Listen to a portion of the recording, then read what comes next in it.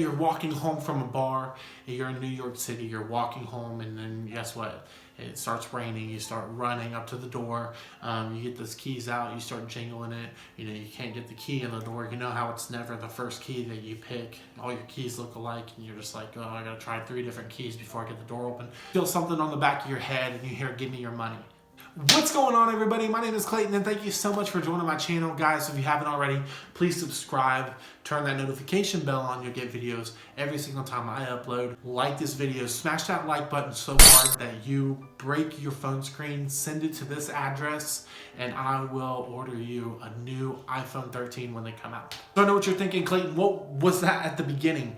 Why even put that in there? Well, I wanted to stress the importance of your fight or flight system, because today, fight or flight is what we're actually going to be talking about. People, when they get this, they're in some type of situation, like I said at the beginning of the video, or they're just going to give a big presentation for their class or something, and they don't really want to. So they become really nervous. Their heart starts pounding. They start getting sweaty. They start shortness of breath, maybe. Having jelly legs. And oddly enough, those are the same symptoms and what's happening when you're having a panic attack. For some people, fight or flight is actually good. It gets you out of crazy situations that you never would have thought that you'd get out of. For some of us, it's bad because when there's no threat around, our amygdala fires, and our amygdala is kind of dumb.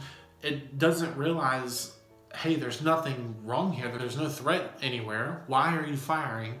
But it fires anyway. Actually, what's happening is nothing. There's no threat, but you'll start to freak out anyways. That's why most panic attacks happen when you're not even really doing anything. So the symptoms that we experience during a panic attack are happening when you're in fight or flight. You start getting fast heart rate. You start getting a lot of adrenaline. Well, think about it. If you're actually in a dangerous situation, it's good to have, because these symptoms come on, but they're not just symptoms.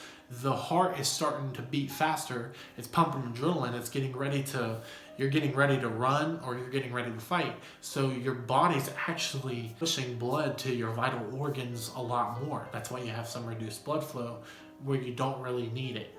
That's why your legs become all jittery and jelly. That's why you become short of breath. That's why you have a faster heart rate, is because you're getting ready to fight or run away from something. So actually, there's 2 nervous systems where you have your parasympathetic nervous system, which is your rest and digest. You gotta relax, digest your food. And then you have your fight or flight. And usually with a normal person, it's just a big balance, okay? When you need adrenaline, there it goes. When you need to rest and digest, up this one goes.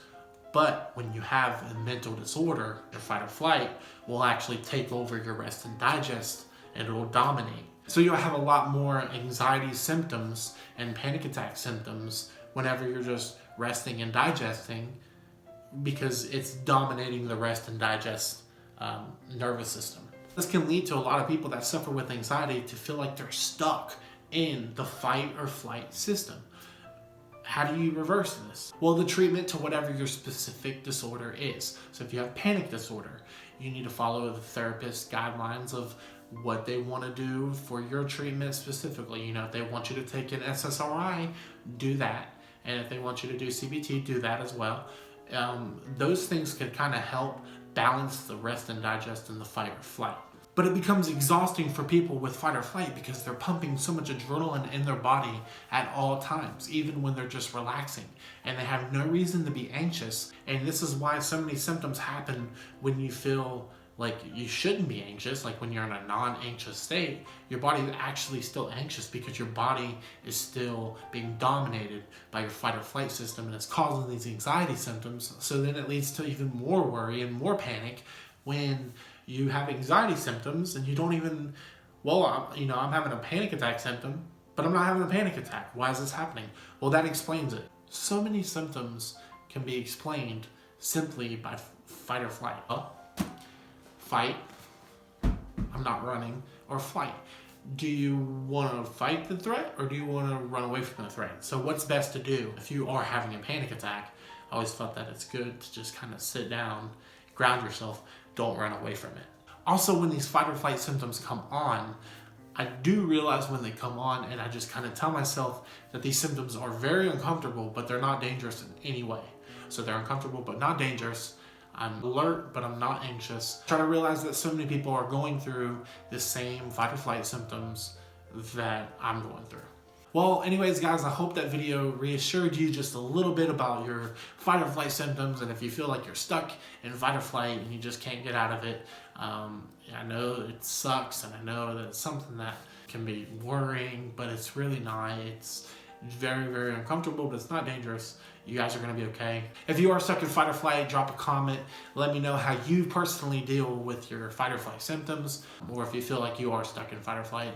Guys, thank you so much for watching, and I'll see you back here next time.